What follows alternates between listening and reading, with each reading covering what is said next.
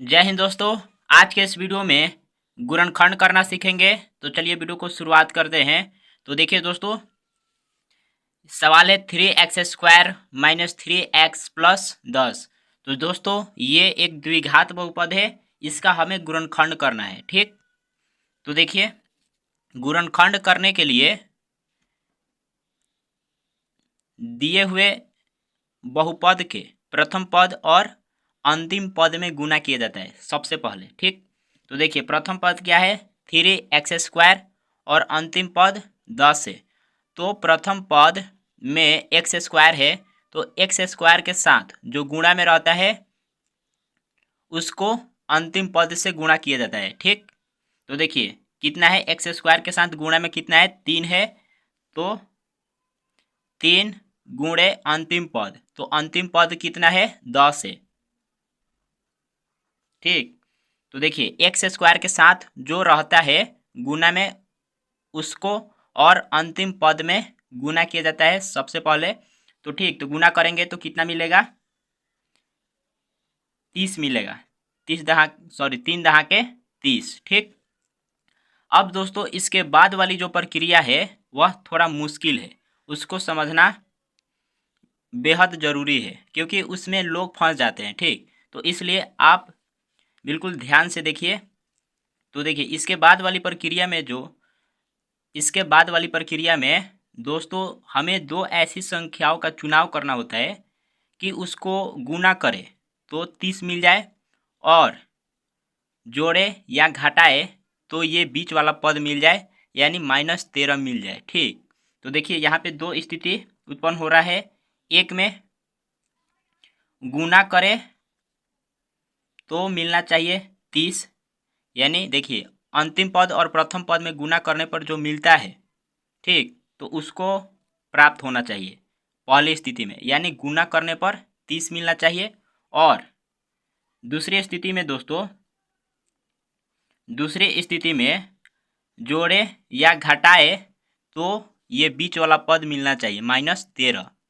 ठीक, तो देखिए अब वह दो संख्या कहाँ से ज्ञात करेंगे। तो दोस्तों आपको कहीं नहीं जाना है, ये जो प्रथम पद और अंतिम पद में गुना किए हैं तो उसी गुणनफल से ज्ञात किया जाता है। ठीक, तो अब कैसे ज्ञात किया जाता है, तो देखिए 30 का अभाज्य गुणनखंड किया जाता है। ठीक, तो इसका भाज्य गुणनखंड करेंगे तो ये 2 15 बार में जाएगा, फिर 3 से करेंगे 5 बार में जाएगा, फिर 5 से तो 1 बार में जाएगा। ठीक, तो इसका अभाज्य गुणनखंड दोस्तों होगा 2 गुणे 3 गुणे 5।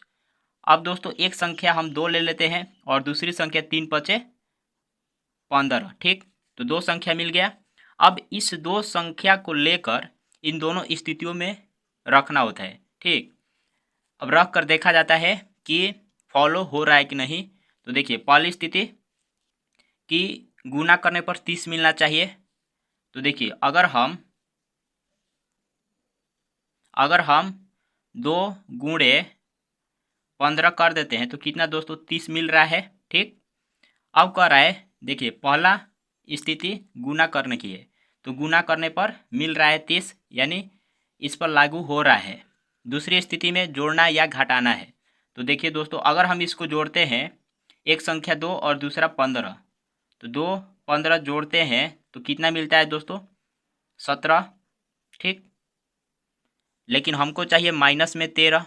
तो दोस्तों अगर हम 2 में से 15 को घटा देते हैं, 2 में से 15 को घटा देते हैं तो कितना मिलेगा -13 मिलेगा, जो कि हमको चाहिए। तो ये वाली स्थिति दोस्तों बिल्कुल सही है। ठीक, ये वाली स्थिति दोस्तों क्या यह सही है। अब दोस्तों एक संख्या, अब इस स्थिति पर विचार करिए। देखिए घटाने पर -13 तो मिल गया, परंतु अगर फिर अब इन दोनों में गुना करें, इसका मतलब क्या हुआ दोस्तों, ये +2 में +2 और -15 है। अब इनके बीच फिर गुना करें तो देखिए 15 दूना 30 -30 आ रहा है, फिर गड़बड़ हो रहा है, पहला स्थिति लागू नहीं हो रहा है। तो अब क्या करेंगे, इसके लिए अब क्या करते हैं, तो देखिए घटाने पर -13 मिल रहा है और फिर इन्हीं दो संख्याओं में गुना करने पर -30 मिल रहा है। जो कि हमको नहीं चाहिए। तो अब क्या करेंगे, तो फिर अब इसमें देखेंगे अभाज्य गुणनखंड में, तो दोस्तों दो संख्या इससे प्राप्त किए, एक 2 और दूसरा 15, तो ये दोनों संख्याएं नहीं होगा, ठीक, ये सही नहीं होगा। तो अब दूसरी संख्या क्या ले सकते हैं, तो देखिए एक संख्या 2 ले सकते हैं और दूसरी दोस्तों, या एक संख्या 3 और दूसरी, देखिए ये 3 और दूसरा ले लेते हैं 5 दूना 10, ठीक, 5 दूना 10। अब इन दो संख्याओं को लेकर इस पर रखते हैं, तो देखिए पहली स्थिति में गुना करने पर 30 आना चाहिए। तो देखिए अगर इसको गुना करते हैं 3 दहाके 30 मिलेगा। फिर अगर इसको जोड़ते हैं तो कितना मिल रहा है 13, लेकिन हमको चाहिए माइनस में 13।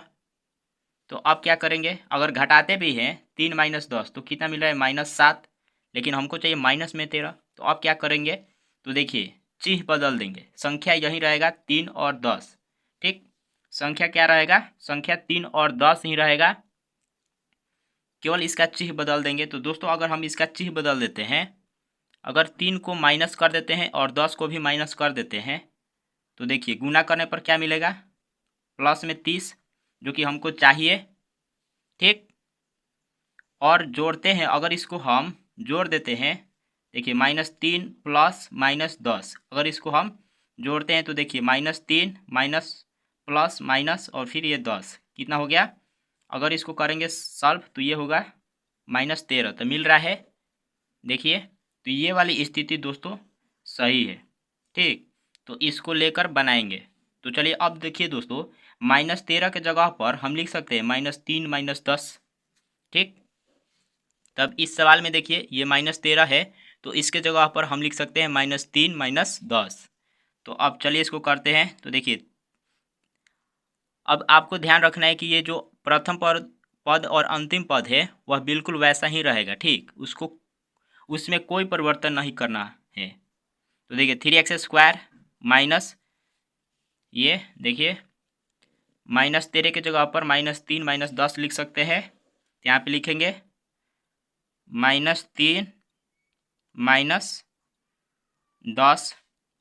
अब दोस्तों चूंकि 13 के साथ x है तो दोनों संख्याओं के साथ x लगा देंगे, ठीक, अब ये प्लस में 10 है तो यहाँ पे लिखेंगे 10।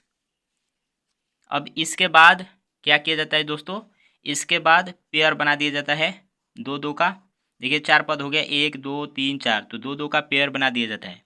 अब दोस्तों आपको बेहतर तरीके से समझाने के लिए मैं क्या करता हूँ, इसको विस्तारित रूप में लिख देता हूँ, क्योंकि इसमें से कॉमन लेना होता है, ठीक। तो देखिए 3x² को क्या लिख सकते हैं, 3 गुणे x गुणे x लिख सकते हैं, x² का मतलब x गुणा में 2 बार है तो x गुणे x लिख सकते हैं, फिर ये माइनस है, फिर 3x यानी 3 गुणे x लिख सकते हैं, ठीक। अब ये माइनस है तो यहाँ पे माइनस, और फिर दोस्तों 10 को क्या लिख सकते हैं, 10 को देखिए 10 को 10 गुणे x ही रहने देते हैं, ठीक, और ये प्लस 10 को लिख सकते हैं दोस्तों 1 गुणे 10 लिखा जा सकता है इसको। अब क्या करेंगे दोस्तों, अब प्रत्येक पेयर में जो कॉमन है उसको कोष्टक से बाहर लिखा जाता है, ठीक, प्रत्येक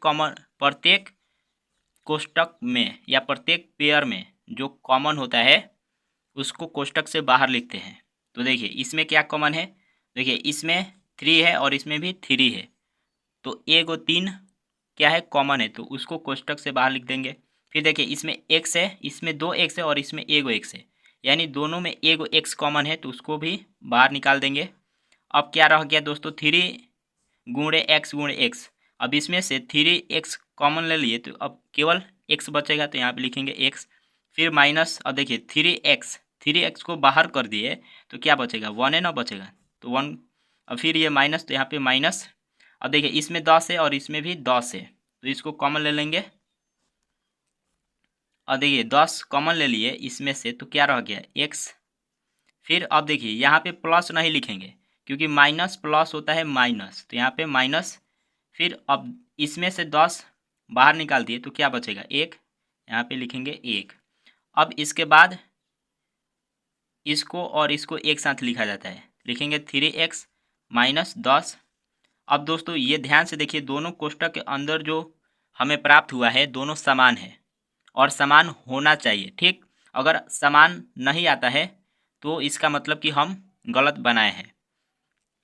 तो देखिए ये दोनों समान है तो दोनों में से कोई एक लिख दिया जाता है, तो x-1। तो दोस्तों इसका गुणनखंड 3x-10 इंटू x-1 होगा। तो इस तरह से दोस्तों गुणनखंड किया जाता है। तो आशा करता हूँ कि आपको समझ में आ गया होगा। तो दोस्तों यदि आपको वीडियो पसंद आया है तो वीडियो को लाइक करें और यदि आप मेरे चैनल पर नए हैं तो चैनल को सब्सक्राइब भी जरूर कर लें।